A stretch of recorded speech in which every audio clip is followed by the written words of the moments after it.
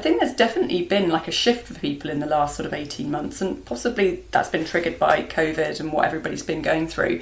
But there definitely seems to be people in a very similar situation to me. So they've either gone through exactly the same thing and they've already got themselves out of jobs or careers or businesses that they were no longer in alignment with. Welcome to the Bailiwick Podcast. My name is Aaron Carpenter. Each week we'll shine a light on topics from across the Bailiwick. The format will change from week to week. We'll have debates, reviews, hot seat interviews and special guests. So stick with us as we tackle some of the most important issues we face in the Bailiwick.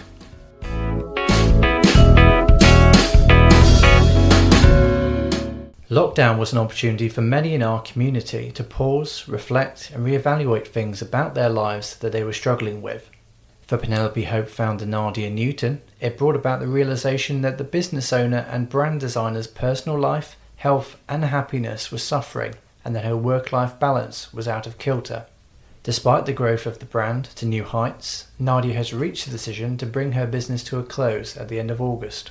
She came into the Bailiwick studio to discuss her business journey, the pitfalls facing people in her position, and where it all started. I started the business back in 2014, and it was after having a career break to have children. So my previous sort of career was in marketing and retail. So I worked, after graduating from a retail management degree, I worked for Marks and Spencer's locally.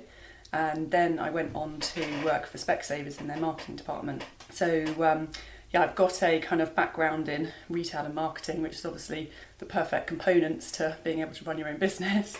But I also came from a design background. So that was where sort of like my passion really lay, was actually in creating and designing.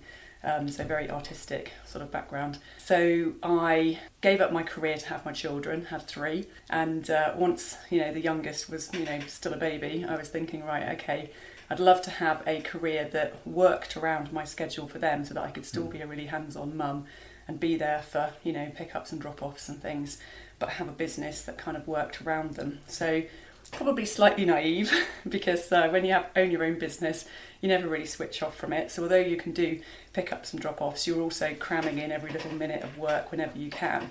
So there was a lot of times when, they were young and even still to this day, where I'm fitting in work at whatever hour of the day, sometimes late into the evening, just to get things done.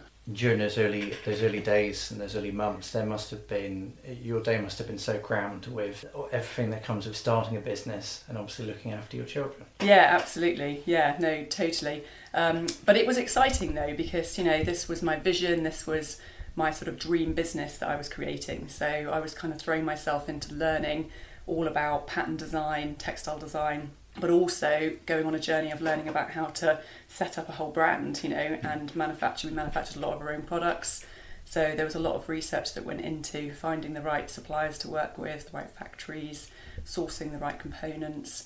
So yeah, it was a very demanding role, and a lot over the years I have had support, and I've sort of outsourced various elements of the business, but very much it has been, the majority has been done by me. And of everything that you learned from those early days, the things that you encountered for the first time, the challenges, what are some of the messages that you'd maybe pass on to someone who was considering doing now what you did 7 years ago? Yeah, so I'm a firm believer in sort of having a dream and going for it, because quite often you can sort of overthink things, and yes, it is hard work, but I think that if you've got that kind of passion and that burning desire inside of you to set up something, then I do think that you absolutely have to go for it, because although now I'm coming to the decision to wind my business down, I also believe that it was the best thing that I ever did. So I totally and utterly support people that are in that kind of, deciding phase at the moment to absolutely go for it. And, I've had some of the best years running the business. So I think that you've got to have a lot of confidence. You've got to have faith that your idea can work. Obviously, you've got to do some market research first as well to make sure that there is actually a viable business there. But I do think that you've just got to go for it and take the bull by the horns and give something a shot. Because if you're enthusiastic and motivated, then you can, there's hurdles that you're going to have to jump. But if you've got that kind of drive and that sort of desire, then I do believe that you can make it work. My nature is obviously to work very, very hard and put my all into it. But I noticed that over the last couple of years, I was starting to burn myself out with that sort of, with what the business required of me. And so, as a retail business, normally you're sort of like Q4, which is, your Christmas kind of period. That is when, for some businesses, and particularly for mine, about 40% of my sales came from the last 2 months of the year. And so, it was like I was always working so hard, doing workshops, packing orders, ordering in stock, liaising with customers, and actually quite often doing pop-ups and events and things. And I think that those months used to just completely wipe me out. So the beginning of the year, for the last 3 years, I've just been kind of a bit brain dead, sort of like zombie state of just total burnout. Do you have any idea of how much you were working every week? I would work throughout the school hours, and so 3 o'clock I would then be picking up at least one of the sons and then taking them to activities. And so I was then back on mum duty, so between sort of like 3ish and tea time, bedtime, mum duty. And if I could like grab an hour here or there to pack another order or to order up some phone cases or do some sort of like marketing, then I would be doing that. So quite often I had my phone attached to me, and I would be liaising with customers. And then once they were in bed, there might be another 5 hours worth of work, and I would go to bed in the early hours of the morning. So that was very common like day for me, would be to be putting those kind of hours in. Work has become, in many ways, a lot more accessible. It's obviously not just limited to the workplace anymore.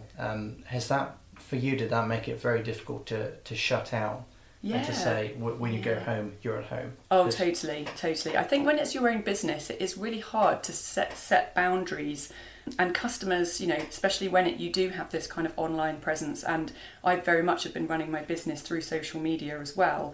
And so people, they want to message when it's convenient for them, and that's normally in the evenings and at the weekends. When they're sitting on the sofa, watching something on Netflix, they're then scrolling through their phone and ordering stuff. As a small business, I know that I could have probably set boundaries in and decided to not respond until the next morning, but I just couldn't help myself, and so I just found that I was always responding almost as soon as I could to customers, and so that it kind of blurred my home life and my work life together. Yeah, so I did find that challenging. Were there any mechanisms that you used to help yourself to kind of wind down?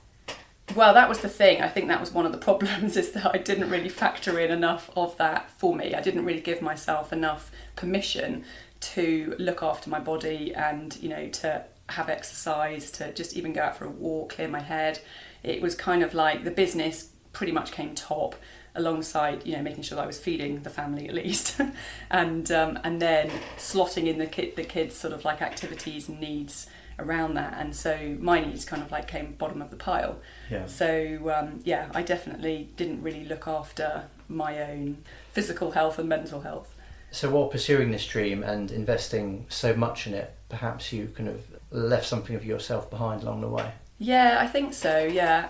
I think also with the nature of the business, I built this up to be a creative outlet for myself and to showcase, my sort of artistic talent. But I think also what sort of evolved with the business is that, I created this brand which has got quite a recognisable sort of identity. The only trouble with that is that you've then got a box of, this is what kind of designs that you can do for this image. And so therefore I think that as the years went by, I was kind of feeling almost a bit stifled by that, because I couldn't just necessarily design anything that I wanted. I had to sort of fit in with what was going to work for the business, but also I was quite often making like very commercial decisions, and so I was thinking, oh yeah, no, I'd love to do this, but actually I'm not really sure that would sell, so I better do this because I know that will sell.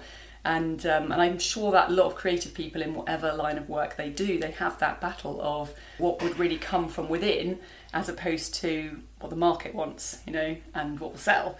So, working for Marks and Spencers and Specsavers were leading examples of, businesses that have done amazingly well, but being very commercial, making very commercial decisions. And so I think that was one of the things that just wasn't sitting right for me, was that I felt like that artist side of me was just being really repressed, and I was, producing things that I didn't really, I was happy, they looked good and everything, but I don't know, there was just some sort of disconnect with what I maybe wanted to produce. You set it up in the first place to help fulfill a creative need. Do you feel like that was being left? Well, no, exactly. That was being neglected because I spent the majority of my time on all of the running of the business. And so, the admin side of things, even just packing orders and liaising with customers is like a full-time job in itself. And, ordering stock. I just had very little time left to do any designing, but also because I wasn't sort of filling my cup and, kind of giving myself any time, and I was exhausted most of the time, I wasn't then in a position where I actually felt like I could be creative. Right. So it was a double-edged sword. And what support did you have with the running of the business itself? So over the years I've had various different part-time members of staff, which have been absolutely fantastic, but that would normally, people that I was employing were helping more on a sort of sewing perspective or workshops. I had a fantastic lady that helped me for a few years on more sort of strategy and analytics and marketing, but she left sort of like the beginning of last year when sort of COVID hit. She had a young family as well, so really the support that I could have done with. I mean, if I'd found a business partner that could have managed the running of the business and I could have done the design and the creative side of things, then that would have been the perfect scenario. But unfortunately, I never found that person. Yeah. Do you envisage that there still would have been a kind of a trade-off that you would have had to make with the creative side of things, even if that had have happened? Yeah, I think so. I think that is the trouble. Yeah, I think that to build a brand and to there's always going to be that balance. I think of commerciality over original creation. And so with all that, all things considered, you're going to be closing the brand or ending the brand at the end of August? Yes, I am, yeah. So I decided that I'd give my customers sort of like a 3-month warning so that they could get their last little fix of, colourful Penelope Hope products before we close.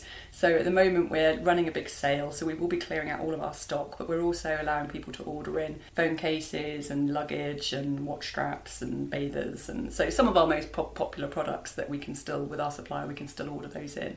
And since you announced that, what's the reaction been like? Has there been an outpouring of kind of messages from people in a similar position to yourself? Oh yeah.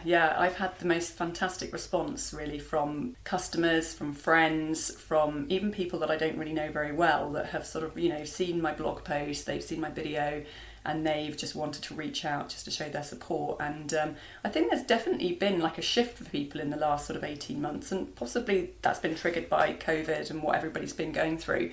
But there definitely seems to be people in a very similar situation to me. So they've either gone through exactly the same thing and they've already got themselves out of jobs or careers or businesses that they were no longer in alignment with, or they're in that situation right now and they saw my message and were like, right, okay, yeah, I'm going through this too. So I think that, I might have even created a bit of a snowball effect here where, I've spent the last 7-8 years or whatever building this business up, but actually I have kind of done the work, looking, at my life and really feeling into how I am, and decided that this is no longer suiting me and no longer in alignment. It's not bringing me that joy and happiness that it once did. So rather than just sort of like bumble along and accept that, I'm stuck in this position, but not be happy, I thought I need to change something now, So, so I think that other people are in that same situation. So I've said that I'm always here if anybody wants to have a coffee and a chat and sort of, just get a bit of motivation to go either one way or the other, then they can talk to me. It's important to be open about that, isn't it? Totally, yeah. And so, kind of lastly, what does the future hold potentially for Nadia Newton? Oh, well, so a lot of people have been asking me that, and I just want to get back to my creative roots, and so I'm kind of going to give myself a bit of time off once the end of the summer. I'm going to give myself a bit of a break and just reconnect with myself and actually get back into my creative pursuits. I want to paint. I've had a burning desire to sort of paint big abstract paintings for a while, so I want to explore that avenue and just do sort of like things that bring me that joy and happiness again. Thank you for listening to the Bailiwick Express podcast. The title track was Shift My Weight by Luno. If you enjoyed it, please like and share. You can find us online, on social, on email and internet radio. There'll be more from me, Aaron Carpenter, and the rest of the Bailiwick Express news team next week.